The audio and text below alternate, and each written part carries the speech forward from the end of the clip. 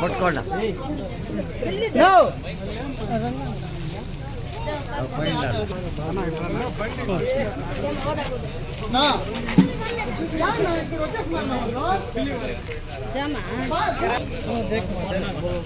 अरे कट कर अरे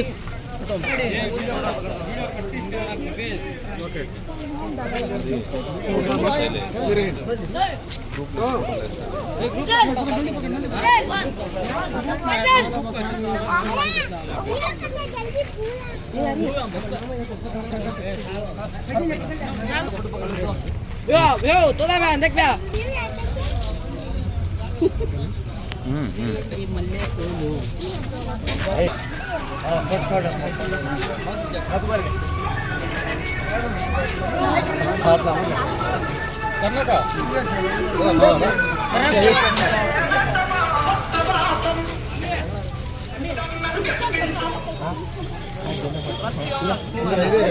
करने का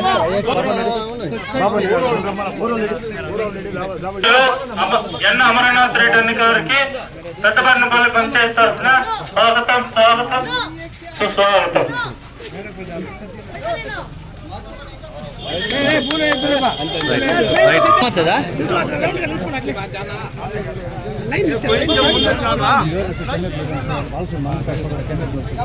నువ్వు రారా గోడు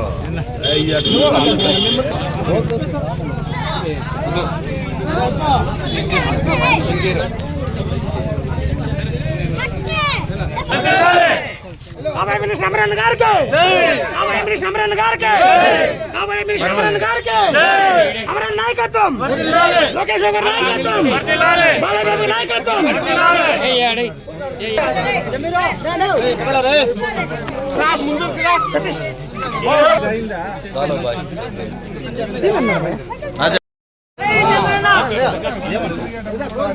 అందరూ ఇట్లా వచ్చాయండి బా ముందు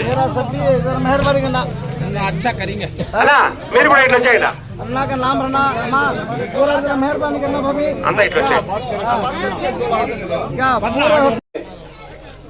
గ్రామ సోదరి సోదరిమణులు, ముఖ్యంగా ముస్లిం మైనారిటీ సోదరి సోదరిమణులందరికీ కూడా నా హృదయపూర్వక నమస్కారం. ఈరోజు ఎన్నికల ప్రచార కార్యక్రమంలో భాగంగా ఇక్కడికి రావడం, మీరందరూ కూడా ఈ గ్రామంలో ఇంత పెద్ద ఎత్తున ఆహ్వానం పలికినటువంటి ప్రతి ఒక్కరికి కూడా మనస్ఫూర్తిగా కృతజ్ఞతలు తెలియజేసుకుంటున్నా. ముఖ్యంగా 2-3 విషయాలు ఈ సందర్భంగా మీ దృష్టికి తేవాల్సినటువంటి అవసరం ఉంది. ఇప్పుడే రూహుల్లాబాయ్ గారు 2 మాటలు మాట్లాడారు. ఈరోజు వైఎస్ఆర్ కాంగ్రెస్ పార్టీ నాయకులు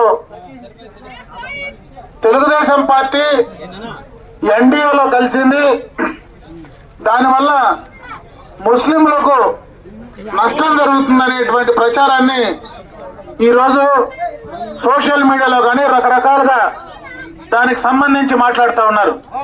ఏమైంది? ఈరోజు కొత్తగా తెలుగుదేశం పార్టీ ఎన్డీఏలో కలవాల. 1999లోనే ఆనాడే ఎన్డీఏతో కలిసి పోటీ చేసి ముఖ్యమంత్రిగా చంద్రబాబు నాయుడు గారు ఈ రాష్ట్రానికి, ఉమ్మడి రాష్ట్రానికి ముఖ్యమంత్రిగా కావడం జరిగింది. ఆ రోజు ఎప్పుడూ కానీ ముస్లిం మైనారిటీలకు ఎక్కడా కూడా నష్టం జరగల. ఆ రోజు గుజరాత్ లో అల్లర్లు జరిగితే ఆంధ్ర రాష్ట్ర ముఖ్యమంత్రి చంద్రబాబు నాయుడు గారే ఆ రోజు గుజరాత్ ముఖ్యమంత్రిగా ఉన్నటువంటి మోడీ గారిని నిలదీసినటువంటి సందర్భాన్ని ఒకసారి గుర్తు చేస్తా ఉన్నా. అదే కాకుండా ఆ రోజు ఈద్గాలకు, దర్గాలకు, మసీదులకు, షాదీ మహల్కు మొట్టమొదటగా శ్రీకారం చుట్టింది ఆ రోజు ఎన్డీఏతో కలిసి పోటీ చేసినటువంటి తెలుగుదేశం పార్టీ ప్రభుత్వం అని చెప్పి సందర్భంగా మీ దృష్టికి తెస్తా ఉన్నా. అదే కాదు, ఆ తర్వాత 2014లో కూడా ఎన్డీఏతో కలిసి పోటీ చేశాం. ఆ రోజు మోడీ గారు ప్రధానమంత్రిగా ఉన్నారు, ఇక్కడ రాష్ట్రంలో చంద్రబాబు నాయుడు గారు ముఖ్యమంత్రిగా ఉన్నారు. కేంద్రం నుంచి రావాల్సినటువంటి చాలా కార్యక్రమాలు ఈ ప్రభుత్వంలో కూడా ముస్లింలకు ప్రత్యేకంగా తీసుకున్నటువంటి కార్యక్రమాలని ఒకసారి మీకు గుర్తు చేస్తా ఉన్నా. ఈరోజు రంజాన్ తోఫా గత 2014-19 ఎప్పుడే ఇచ్చాం. ఈరోజు దుల్హన్ పథకం గత ప్రభుత్వంలోనే ఆడబిడ్డలకు పెళ్లి చేస్తే ముస్లిం మైనారిటీలో కూడా బీసీలతో సమానంగా దుల్హన్ పథకాన్ని అందివ్వడం జరిగింది. పేద ముస్లిం కుటుంబాల్లో చదువుకున్నటువంటి విద్యార్థులకు బయట దేశాల్లో విదేశాలకు పోయి చదువుకోవాలంటే వాళ్లకు విదేశీ విద్యా పథకాన్ని తీసుకొచ్చింది కూడా ఆనాడు తెలుగుదేశం పార్టీ ప్రభుత్వమే. అదే కాదు, ఈద్గాలకు, దర్గాలకు, మసీదులకు, కబ్రస్థాన్లకు ఆ రోజు డబ్బులు ఇచ్చింది కూడా మొట్టమొదటగా తెలుగుదేశం పార్టీ ప్రభుత్వమే అని చెప్పి సందర్భంగా మీ దృష్టికి తెస్తా ఉన్నా. ఆ రోజు పేద ముస్లింలందరికీ ఉపాధి కోసం స్టేట్ ముస్లిం మైనారిటీ కార్పొరేషన్ ద్వారా ఆర్థిక సహాయం అందించింది కూడా తెలుగుదేశం పార్టీ ప్రభుత్వమే. హజ్ యాత్రకు హజ్ భవన్లు కొత్తగా రాష్ట్ర విభజన అయిన తర్వాత హజ్ భవన్లు నిర్మించింది కూడా తెలుగుదేశం పార్టీ ప్రభుత్వమే. హజ్ యాత్రలకు 1 లక్ష రూపాయలు ప్రకటించింది తెలుగుదేశం ప్రభుత్వమే. మరి మసీదుల్లో మౌజములకు, ఇమాములకు డబ్బులు ఇచ్చింది మొట్టమొదటిగా మొదలుపెట్టింది కూడా తెలుగుదేశం ప్రభుత్వమే. ఆ రోజు ఎన్డీఏతోనే కలిసిన్నాం. ఎక్కడ ముస్లింలకు ఆ రోజు అన్యాయం జరిగిన సందర్భం లేదు. రాష్ట్ర ప్రయోజనాలను దృష్టిలో పెట్టుకొని ఈ రాష్ట్రానికి ప్రత్యేక హోదా ఇవ్వడం లేదనేటువంటి ఆలోచనతో ఆనాడు కేంద్ర ప్రభుత్వాన్ని, మోడీని ఢిల్లీ నడిబొడ్డులో నిలదీసింది కూడా చంద్రబాబు నాయుడు గారే, తెలుగుదేశం ప్రభుత్వమే అని చెప్పి ఈ సందర్భంగా మీకు గుర్తు చేస్తా ఉన్నా. ఇంకొక పక్క ఇంకొక ప్రచారం చేస్తా ఉన్నారు. ఎన్ఆర్సీ, సిఐఏ ఆ బిల్లులకు మోడీ గారు, బీజేపీ పార్టీ, కేంద్ర ప్రభుత్వం చేసింది.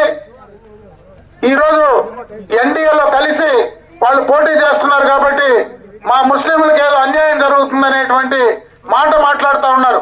నేను అడుగుతా ఉన్నా, ఈ రాష్ట్రంలో కేంద్రంలో ఆ రోజు జగన్మోహన్ రెడ్డి నాకు 25కి 25 పార్లమెంటు స్థానాలు గెలిపించండి, నేను కేంద్రాన్ని మెడలు వంచి ఈ రోజు రాష్ట్రానికి కావాల్సిన సాధించుకొస్తానన్నాడు. 22 మంది పార్లమెంటు లోక్సభ సభ్యులు, 5 మంది రాజ్యసభ సభ్యులను ఆ రోజు ఇస్తే ఈ రోజు కేంద్రంలో ఆయన సాధించింది ఏంటంటే ఆ సిఏఐ, ఎన్ఆర్సీ బిల్లులకు కేంద్రంలో పార్లమెంట్ లో మద్దతు పలికింది మన పక్కన ఉన్నటువంటి మిథున్ రెడ్డి ఎంపీ, విజయసాయి రెడ్డి ఎంపీ. వాళ్ళిద్దరూ మద్దతు పలికి కూడా ఈ రోజు తప్పుడు ప్రచారాన్ని చేస్తా ఉన్నారని చెప్పి సందర్భంగా కూడా మీ దృష్టికి తెస్తా ఉన్నా. కేంద్రం నుంచి మనకు రావాల్సినటువంటి నిధులు కానీ అవన్నీ కూడా తీసుకురావడానికి ఈ రోజు ఎన్డీఏతో కూడా కలిసి మనం ముందుకు వెళ్ళబోతా ఉన్నాం. అక్కడ ఎక్కడైనా కేంద్రం నుంచి మైనారిటీలకు, ఈ రాష్ట్రంలో ఉండేటువంటి ప్రజలకు మంచి వస్తే తీసుకొస్తాం కానీ అక్కడి నుంచి చెడ్డను తీసుకొచ్చేటువంటి కార్యక్రమం జరగదు. చెడ్డ వస్తే మొట్టమొదటగా ఆపి నిలదీసేటువంటి నాయకుడు చంద్రబాబు నాయుడు అని చెప్పి సందర్భంగా కూడా తెలియజేసుకుంటున్నా. నేను అడుగుతా ఉన్నా ఈ యొక్క వైఎస్ఆర్ కాంగ్రెస్ పార్టీ నాయకుల్ని, మేము నిజమే ఈరోజు ఎన్డీఏతో రాష్ట్ర ప్రయోజనాల కోసం రాష్ట్ర భవిష్యత్తును దృష్టిలో పెట్టుకొని మేము కలిసి ఉన్నాం. అయితే మీరేం చేశారు అని అడుగుతా ఉన్నా. అర్ధరాత్రి పూట దొంగతనంగా మోడీ దగ్గరికి పోయి మీరు తలలు వంచి నీ కేసుల కోసం ఆయన కాళ్లపైన సాష్టాంగ పడుతూ ఉండేది వైఎస్ఆర్ కాంగ్రెస్ పార్టీ, జగన్మోహన్ రెడ్డి కాదా అని చెప్పి సందర్భంగా సమాధానం చెప్పగలరని నేను అడుగుతా ఉన్నా. అందుకే ఈ తప్పుడు ప్రచారాన్ని ఎవరు నమ్మాల్సిన పని లేదు. ముస్లింల మనోభావాలకి, ముస్లింల మత విశ్వాసాలకి ఎక్కడ ఇబ్బంది జరిగినా మీకు అండగా నిలబడడానికి తెలుగుదేశం పార్టీ, చంద్రబాబు నాయుడు గారు ముందుంటారు. ఈ రోజు మీ ప్రజాప్రతినిధిగా రేపు ఎన్నికైనా కాకపోయినా మీ నాయకుడుగా అమర్నాథ్ రెడ్డి మీకు ముందుంటారని చెప్పి సందర్భంగా కూడా తెలియజేసుకుంటున్నా. దానికి ఉదాహరణే మనం ఏదైతే ఎన్ఆర్సీ బిల్లుకు ఆ రోజు పలమనేరులో మీరు నిరసన వ్యక్తం చేస్తే నేను అందుబాటులో లేకపోయినా నా భార్య వచ్చి టవర్ క్లాక్ ముందర నిలబడి మీకు మద్దతు తెలిపినటువంటి సందర్భాన్ని ఒకసారి గుర్తు చేస్తా ఉన్నా. సిఏఏ బిల్లుకు మీకోసం ఎద్దుల సంత వీధి ముందర మీరందరూ కూడా నిరసన వ్యక్తం చేస్తే 15 రోజులు ఆ రోజు మీతో కలిసి చేసింది నేను ఓడిపోయిన మాజీ శాసనసభ్యుడిగా అమర్నాథ్ రెడ్డిగా మీకు మద్దతుగా నిలబడ్డానని చెప్పి సందర్భంగా తెలియజేసుకుంటున్నా. నేను అడుగుతా ఉన్నా, మీతో ఓట్లేసుకున్నటువంటి శాసనసభ్యుడు కానీ, మీతో ఓట్లేసుకున్నటువంటి పార్లమెంట్ సభ్యుడు కానీ ఆ రోజు ఆ 2 బిల్లులకు మీరు వ్యతిరేకంగా నిలబడితే ఒక్క రోజైనా మీకోసం వచ్చి నిలబడ్డారా వాళ్ళని చెప్పి అడగమని చెప్పి సందర్భంగా కూడా తెలియజేసుకుంటున్నా. కాబట్టి తప్పుడు ప్రచారాలు ఎవరు నమ్మాల్సిన పని లేదు. మీకు ఖచ్చితంగా తెలుగుదేశం పార్టీ చంద్రబాబు నాయుడు గారు ఖచ్చితంగా మీకు అండగా ఉంటారు. అది జరిగి తీరుతుంది. మీకు గతంలో ఏవైతే పథకాలు ఉన్నాయో నేను చెప్పినటువంటి పథకాలన్నీ 2014 నుంచి 19 వరకు చేసినటువంటి పథకాలు ఈ 2019 నుంచి 24 దాకా నిజంగా ముస్లింల పైన ఈ ప్రభుత్వానికి జగన్మోహన్ రెడ్డికి ప్రేమ ఉంటే ఎందుకు రంజాన్ తోఫా రద్దు చేశారో సమాధానం చెప్పగలవా అని అడుగుతా ఉన్నా. ఎందుకు దుల్హన్ పథకం తీసేశారో సమాధానం చెప్పగలవా అని అడుగుతా ఉన్నా. ఎందుకు విదేశీ విద్య పథకాన్ని తీసేశారో సమాధానం చెప్పగలవా అని అడుగుతా ఉన్నా. ఎందుకు మా యొక్క మసీదుల్లో మరి మౌజములకు మరి ఇమాములకు ఇస్తా ఉన్నటువంటి డబ్బులు ఈ రోజు దాకా ఎందుకు ఇవ్వలేకపోయావో చెప్పగలవా అని అడుగుతా ఉన్నా. ఈ యొక్క నియోజకవర్గంలో రాష్ట్రంలో ఎందుకు దర్గాలకు, ఈద్గాలకు, మసీదులకు, కబ్రస్థాన్లకు ₹1 ఈ రోజు రిలీజ్ చేశావని అడుగుతా ఉన్నా. అంత దూరం ఎందుకు? ఇదే వీకోట పట్టణంలో, వీకోట టౌన్ లో గత ప్రభుత్వంలో ₹1 కోటి మీకోసం షాదీ మాల్ శాంక్షన్ చేసి తెస్తే దాన్ని పిల్లర్లు పైకి లేపితే ఈ 5 సంవత్సరాలుగా కనీసం దాన్ని పట్టించుకోకపోతే మీకు ముస్లింల పైన ఏం ప్రేమ ఉందో సమాధానం చెప్పగలవా అని అడుగుతా ఉన్నా. ఈ రోజు ఇటువంటి గ్రామాల్లో ఉండే పేద ముస్లింల అమ్మాయిలు చదువుకోవాలంటే బయటకు పంపించలేని పరిస్థితుల్లో ఉన్నారని నేను గత ప్రభుత్వంలో చంద్రబాబు నాయుడు గారి నాయకత్వంలో మైనారిటీ అమ్మాయిలు, ముస్లిం అమ్మాయిలకు చదువుకోవడానికి ఒక రెసిడెన్షియల్ జూనియర్ కళాశాల రాష్ట్రంలోనే మొట్టమొదటిగా వీకోటగా తీసుకొచ్చి దానికి 14 కోట్ల రూపాయల డబ్బులు ల్యాండ్ అలాట్ చేసి మొదలు పెడితే అది ఈ రోజు దాకా ఎక్కడో బాడిగింట్లో చిత్తూరులో ఉంటే దాన్ని ఎందుకు వీకోటగా తేలేకపోయారో సమాధానం చెప్పగలరా అని అడుగుతా ఉన్నా. వాళ్ళ దగ్గర సమాధానాలు లేవు. తప్పుడు ప్రచారాలు సోషల్ మీడియాలో చెప్పడం తప్పించి వాళ్ళ దగ్గర సమాధానాలు చెప్పేటువంటి పరిస్థితి లేదని చెప్పి సందర్భంగా కూడా తెలియజేసుకుంటున్నా. అది ఒకటే కాదు, అన్ని కులాలని, వర్గాల్ని ఈ రోజు బీసీ, ఎస్సీ, ఎస్టీ, మైనారిటీ అందరినీ కూడా ఈ రోజు నాశనం చేసేటువంటి ఈ ప్రభుత్వం జగన్మోహన్ రెడ్డి విధానాల వల్ల పూర్తిగా అన్యాయం అయిపోతా ఉన్నాం. గత ఎన్నికలకు ముందు ప్రతిపక్ష నాయకుడుగా జగన్మోహన్ రెడ్డి చెప్పిన మాటలు ఒకసారి గుర్తుకు తెచ్చుకోండి. నేను అధికారంలోకి వస్తే రేట్లన్నీ తగ్గిస్తానన్నాడు. 200 నుంచి 300% పెరిగిన మాట వాస్తవం కాదా? గత ఎన్నికల్లో కరెంటు ఛార్జీలు పెంచనన్నాడు. 9 సార్లు నువ్వు కరెంటు ఛార్జీలు పెంచలేదా? గత ఎన్నికల్లో ఆర్టీసీ ఛార్జీలు పెంచనన్నాడు. ఎందుకు నువ్వు ఆర్టీసీ ఛార్జీలు పెంచావో సమాధానం చెప్పగలవా? ఆస్తి పన్ను, రిజిస్ట్రేషన్ పన్ను, చెత్త పన్ను, రకరకాలైనటువంటి పన్నులు ఈ రోజు నువ్వు ప్రజలపైన భారం వేస్తా ఉన్నావా లేదా?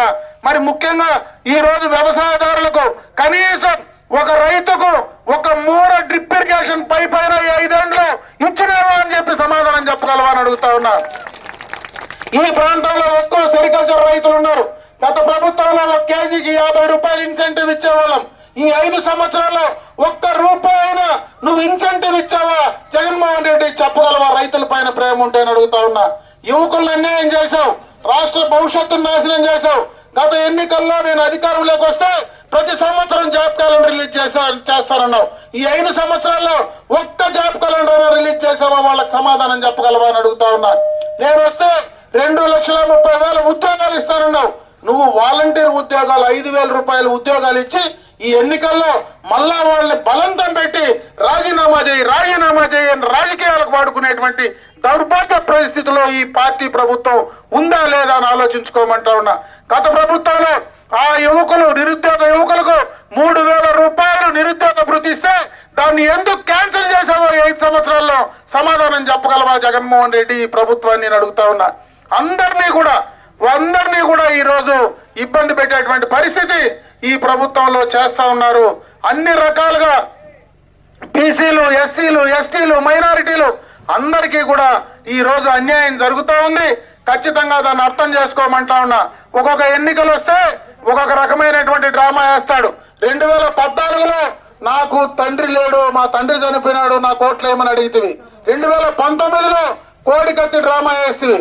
ఎలక్షన్ కు ముందు మా చిన్నాయన్ని హత్య చేశారు, ఆ హత్య చంద్రబాబు నాయుడు చేశాడని ఆ రోజు పేపర్లో నారాసుర రక్త చరిత్ర అని చెప్పి పేపర్లో రాసి ఆ రోజు ఎన్నికలకు పోయి ఓట్లు వేయించుకున్నాం. ఈ రోజు 2024 వస్తే మళ్ళా గులకరాయి ఎత్తుకొని గులకరాయి డ్రామా ఆడేటువంటి పరిస్థితి. ప్రతి ఎన్నికల్లో ఒక్కొక్క డ్రామా ఆడుతా ఉంటే ఈ డ్రామాల ముఖ్యమంత్రికి ఓట్లు వేయాలన్నా ఆలోచించుకోమని చెప్పి సందర్భంగా కూడా తెలియజేసుకుంటున్నా. నిజంగా నీకు ప్రజలపైన ప్రేమ ఉంటే ఏదో ఈ రోజు నేను చెప్పిన డ్రామాలన్నీ అమర్నాథ్ రెడ్డిగా నేను చెప్పేది కాదు, సొంత తోడుబుట్టే మొన్న పలంనేరు టవర్ క్లాక్ ముందరకు వచ్చి మా అన్న మా చిన్నాయని చంపినటువంటి అవినాష్ రెడ్డిని కాపాడుతూ ఉండే జగన్మోహన్ రెడ్డి వీళ్ళిద్దరికీ ఓట్లు వేయొద్దండి అని సొంత చెల్లెళ్ళే రోడ్లపై నిలబడి మాట్లాడుతూ ఉంటే మనం ఏం ముఖం పెట్టుకొని వాళ్ళకి ఓట్లు వేయాలనో ఆలోచించుకోమని చెప్పి సందర్భంగా తెలియజేసుకుంటున్నా. ఇవన్నీ కూడా దయచేసి మీరు ఆలోచించుకోండి. రాష్ట్ర భవిష్యత్తు అన్యాయం అవుతా ఉంది. కనీసం 5 సంవత్సరాల్లో రాజధానిని కట్టలేనటువంటి దౌర్భాగ్యపు ముఖ్యమంత్రి భారతదేశంలో ఎవరన్నా ఉన్నారంటే అది జగన్మోహన్ రెడ్డి అని చెప్పి సందర్భంగా తెలియజేసుకుంటున్నా. ఒక రాజధాని కట్టేదానికి యోగ్యత లేక నేను 3 కడతానని చెప్పి మనకు 3 నామాలు పెట్టే పరిస్థితి ఈయన దగ్గర ఉందా లేదా ఆలోచించుకోమని చెప్తా ఉన్నా. పోలవరాన్ని గాలి కుదిరారు మొన్ననే, ఎందుకంటే మందే ఇక్కడ బార్డరు. పోలవరం కంప్లీట్ అయింటే మనకు బ్రహ్మాండంగా కూడా హంద్రీనేవాలో నీళ్లు వచ్చేటివి. గతంలో ఎన్నికలకు ముందే చంద్రబాబు నాయుడు గారు హంద్రీనేవాలో నీళ్లు దాదాపు మనకి ఇక్కడ పెద్దబరినపల్లి దగ్గర వీకోట దగ్గరికి తీసుకొచ్చాం.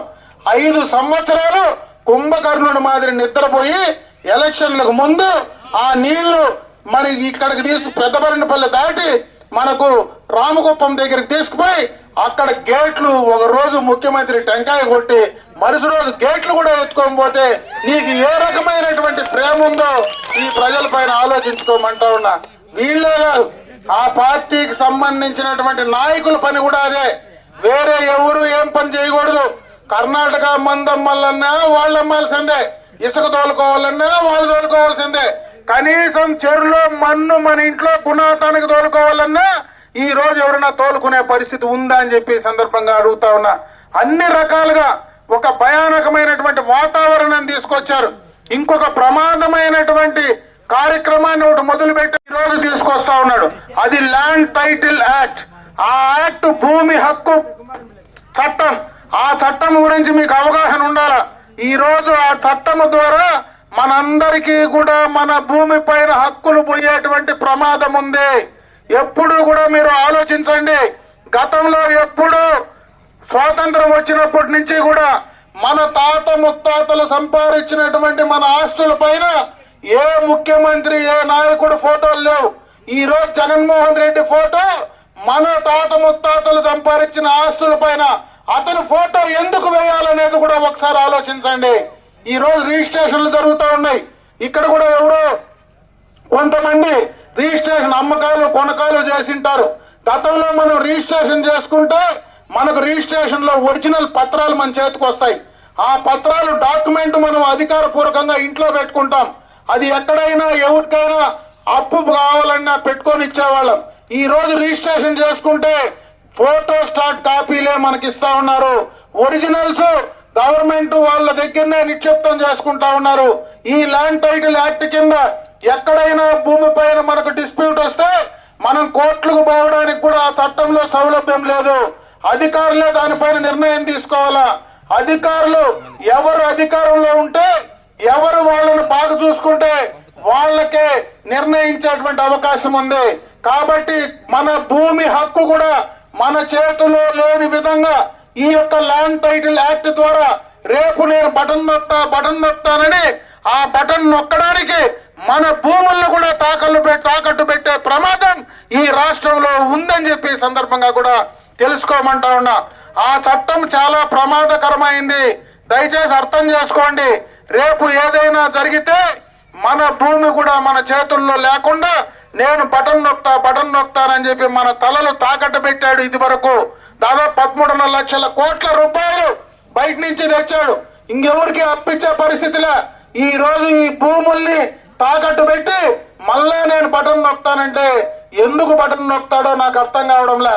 మనం కట్టే పన్నులు మన తలలు తాకట్టు పెట్టి ఈ రోజు బటన్ నొక్కితే ఆ బటన్ నొక్కేదానికి జగన్మోహన్ రెడ్డి అవసరంలే. మన ఊర్లో కమ్మేపల్లిలో ఉండే 3 గాళ్ళ ముసలమ్మ చేతికి ఇచ్చిన బటన్ బ్రహ్మాండంగా నొక్కుతుంది. ఆయన ఒకటే ముఖ్యమంత్రిగా నొక్కాల్సిన పనిలే. ఆయన చేసే పని వదిలిపెట్టి ఈ పనులు చేస్తా ఉంటే ఎట్లా ఈ రాష్ట్ర భవిష్యత్తు బాగుంటుందో ఆలోచించుకోమని చెప్పి ఈ సందర్భంగా కూడా మీ అందరి దృష్టికి తెస్తా ఉన్నా. ఇకపోతే రేపు మళ్ళా తెలుగుదేశం ప్రభుత్వం అధికారంలోకి వచ్చిన తర్వాత చాలా కార్యక్రమాలు రేపు చేయబోతా ఉన్నాం. దానిపైన కూడా మీకు అవగాహన ఉండాలి. రేపు ఎన్నికలై ప్రభుత్వం ఏర్పాటైనటువంటి మొదట్లోనే ఏదైతే ఈ యొక్క 3,000 రూపాయల పింఛను 4,000 చేయడం జరుగుతుంది.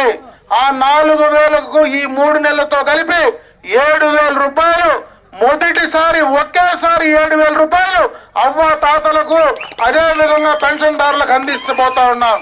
ఈ రోజు మైనారిటీలు, బీసీలు, ఎస్సీలు, ఎస్టీలు, మహిళలు ఎవరైతే ఉన్నారో వాళ్లకు 50 సంవత్సరాలు నిండుతానే వాళ్లకు కూడా పెన్షన్ వచ్చేటువంటి కార్యక్రమాన్ని రేపు తీసుకోబోతా ఉన్నాం. 3 గ్యాస్ సిలిండర్లు ఉచితంగా అందించబోతా ఉన్నాం. ఈ రోజు ఎంతమంది చదువుకునేటువంటి బిడ్డలుంటే అంతమందికి విద్యా దీవెన పథకం కింద 15,000 రూపాయలు వాళ్ళకి అందించే కార్యక్రమాన్ని రేపు కొత్త ప్రభుత్వంలో తీసుకుపోతా ఉన్నాం. రైతులకు పెట్టుబడి నిధి కింద ప్రతి సంవత్సరం 20,000 రూపాయలు వాళ్ళకి ఇచ్చేటువంటి కార్యక్రమాన్ని రేపు తీసుకోబోతా ఉన్నామని చెప్పి సందర్భంగా తెలియజేసుకుంటున్నా. ప్రతి మహిళకు నెలకు 1,500 రూపాయలు వాళ్ళకి ఇచ్చే కార్యక్రమాన్ని కూడా తీసుకోబోతా ఉన్నాం.